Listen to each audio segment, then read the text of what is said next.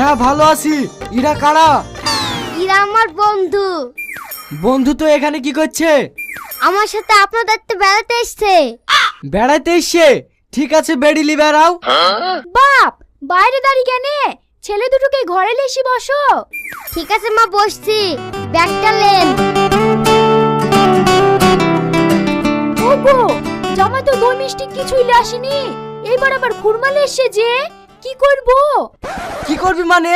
চারটি করে খুরমা কাগজে মুড়ি দিগা। ঠিক আছে দিয়েছি।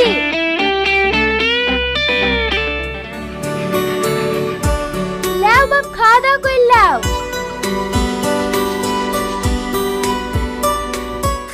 দেখলি তোদের সুখ মিটলো। তাই রে, যা দিছে তাই খা।